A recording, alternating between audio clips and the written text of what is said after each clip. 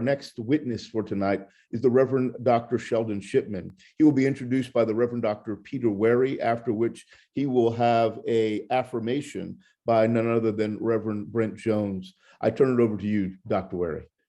Thank you, Dr. Sadler, and thank you, Mr. Tolliver, for that compelling testimony. It has been very bracing to hear this evident and yet nuanced form of discrimination from your life. I'm thrilled to introduce tonight the Reverend Dr. Sheldon R. Shipman, who is our neighbor in Hidden Valley and a dear, dear friend of long standing. Reverend Dr. Sheldon Shipman is a motivational speaker. He's a community activist, Afrocentric educator, a senior minister, and a pastor for the past 40 years. He is currently in his 19th year as the pastor of the Greenville Memorial African Methodist Episcopal Zion Church in Charlotte, the denomination known as the Freedom Church, the Church of Frederick Douglass, Sojourner Truth, Paul Roberson, Booker T. Washington, Harriet Tubman, and Sheldon R. Shipman. We're so glad to have you. Thank you so much, Dr. Wherry. Appreciate that introduction. And thanks to Mayor Jennifer Roberts for the invitation to participate in this wonderful hearing tonight. Let me say I am truly grateful for the comments and testimonies of Dacia Williams, Ebony Lockett, Lakeisha Glover, who I am her former pastor, by the way, and Brother Lawrence Tolliver. Next time, please put me before Ebony and before Lawrence, okay? All right, amen. My experience in Charlotte is a progressive observation of what I affectionately call and critically call the Charlotte Way. The Charlotte Way deals with issues such as social justice and climate change, from police reform to environmental justice. We talk, we set up committees, we do task force, we study, we research, we speak, and then we talk a lot. And in my impression, we do very little after we talk. My progressive observation is simply put, dialogue for the media, selective leadership for marketing purposes, and actions that are agreed upon with meetings that are before the public meeting. Those actions speak loud and clear, benefiting a few, but very rarely benefiting those who are impacted. For the sake of time, let me just start when I was 2 years old. The 1956 Federal Highway Interstate Act began to segregate neighborhoods by dividing Black communities. I-77 and Interstate 85 are perfect examples in Charlotte.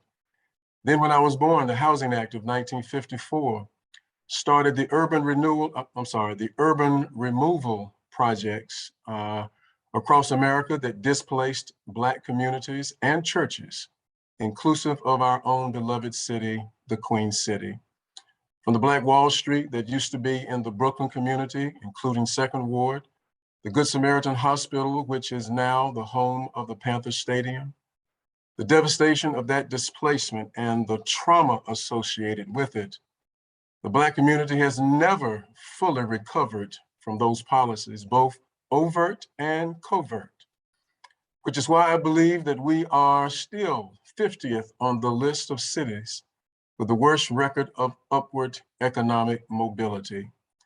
And I can attest to the fact that both as witnesses and as a person whose family and church family have been affected by it, the hidden effects of environmental justice.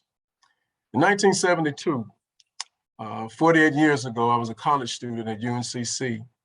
I attended the old Little Rock AME Zion Church on McDowell Street, where Earl Village was a thriving community. My wife's uncle, Uncle White, who attended Little Rock Church, had a house on McDowell where the post office is located today. Where are the residents of Earl Village? and Brooklyn who used to live there. The last remnant of Earl Village is the Carol Hoffner Community Center. And for real connections, if necessary, I would love to introduce you all to some living members of the Brooklyn community who are still members of Little Rock, very good friends of mine. The church that I pastor was located in the old Greenville community off of Statesville Avenue. But due to decisions by local leaders to adhere to progress, capitalism, and I must say white priorities for the community at that time, my congregation didn't move once, but moved twice and ended up in the Hidden Valley community almost 43 years ago. Of course, there is Fairview Homes, Oakline and Statesville Avenue, another Black community divided by Interstate 77. Where are the residents of Double Oaks, Piedmont Courts, Dalton Village off of West Boulevard? Where are they today? It's a good question. How do I explain climate change or environmental justice and racism to my own congregation? The history is complex, but the answer is simple. Environmental racism refers to how minority groups and neighborhoods are burdened with the disproportionate number of hazards, lower the quality of life. This can lead to different diseases and cancers, offering health disparities which accompany food deserts, unemployment, and low income or poverty. Because of this, as the fight for climate change worsens, minority communities will continually to be disproportionately affected.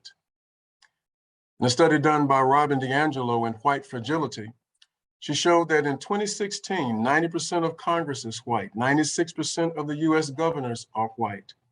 In addition, the top richest Americans are also Caucasians. This tends to perpetuate into policies where environmental racism is sustained under the guise of community development. This situation is simple. When government officials and other individuals and groups in power are faced with the decision of where to place the newest hazardous waste facility or dump site, they typically do not want it to be placed in their backyard, but instead, they decide to place these hazardous waste facilities and dump sites in communities filled with people who look like me, who do not look like them, or do not fall in the same tax bracket. My congregation understands this because after being affected by urban removal twice, the location we finally moved into in Hidden Valley, the site that was sold to the former pastor was a dump site, which had been filled and refilled and had to be packed and repacked before the church was issued a permit to build. So yes, the racialization of environmental decision has produced a variety of health disparities, which according to the American Public Health Association, resulting from social determinants such as institutional racism, discrimination, poor access to healthcare and community resources, including redlining and restrictive lending policies based on zip codes and ethnicity. Thus, the reason my church was built on a dump site in 1972, the reason why I will forever be an activist for climate change and environmental justice. I pray that we will continue the legacy of getting into good trouble. In fact, let me make that good green trouble. Continue to be faithful stewards of climate and environmental justice. And I am very positive that the individuals who are on this hearing tonight are the catalysts that are needed for the season that we are living in. I salute all of you. Thank you so much. Wow. Dr. Shipman, thank you for that phenomenal panoramic historical insight about the economic racializing of communities of color. I wanted to ask you, as a neighbor in the Valley, we're discovering as we build that same dump site situation. I'm wondering what has been the overall impact of these environmental factors that you may have seen in your community's health? Dr. Wherry, I would have to say right up front, the reality of the lack of economic upward mobility for the residents of Hidden Valley. It's not just a written report, it is a true reality that we see on a regular basis. Even from the neighborhood at one point in time being labeled as a fragile neighborhood. Access issues, limited transportation options for being able to get to work or recreation. If you don't have a car, you're in tough luck. Community resources, and we are impacted because it's a food desert. There are no major grocery stores in the area. Unemployment, lack of training opportunities, and then one that was lifted up earlier, sound and air pollution from Interstate 85. That's a pretty good reality that we live with daily. Do you notice any emotional impact of these problems? I'll be brief, but mental health issues, psychological trauma, people are disappointed, stress. I've had situations in my own congregation, a young adult a few years ago, so disappointed, committed suicide. I mean, it's the sense of nihilism and just general hopelessness, just feeling a lot of times that your neighborhood voices or the concerns and the conditions are overlooked, unheard, and almost invisible. Wow. One last, and that is, what do you say your community, our community, needs for environmental justice? At this point, I would say what we're doing here tonight, not only continue to raise the issue and educate and teach, making the issue much more publicly aware. And I really liked what Dr. Tolliver said, that we need to not only make a plan, incorporate private and public sectors to come together and really implement a plan. If plans were made before to go in the wrong direction, they can certainly bring those same individuals together to go in the right direction. But we have to continue to put a spotlight on it. Amen. Amen. Thank you. Brilliant Thank as you, sir. always. Thank you, sir. Amen. Thank you so very much, Dr. Shipman, Dr. Wherry. Reverend Brent Jones, the floor is yours. Thank you, Dr. Sadler. Dr. Shipman, I feel your pain about where you were put in the rotation and who you had to follow. Me, little old me having to follow two of the stalwarts of the Hidden Valley community, two men who I look up to greatly, who have sacrificed so much to shed light on the injustices in that community. It is an honor to be able to affirm you, and thank you for this lesson. It's a wonderful lesson for people like myself who do not reside in that community and who are largely unaware of a lot of the injustices that have been forced upon those who live in Hidden Valley and communities like it. Reflecting as you were talking on the fact that you just mentioned the noise pollution. If you look at the stretch between W.T. Harris and Mallard Creek Church Road, you'll see a long noise reduction wall that is on one side next to neighborhoods. They're there. And yet on the stretch between W.T. Harris and Sugar Creek, where Hidden Valley is located, there is none, which is interesting because that was originally a white neighborhood. And yet new white neighborhoods have since received these walls, but Hidden Valley today remains exposed to 85. And so it is infuriating. It is discouraging to hear about the persistence of this issue. But it is to know that there are individuals like you who are refusing to be silent, It reminds me of one of the quotes of the great Reverend Dr. Martin Luther King Jr., where he says, "For all of us today, the battle is in our hands. The road ahead is not altogether a smooth one. There are no broad highways to lead us easily and inevitably to quick solutions.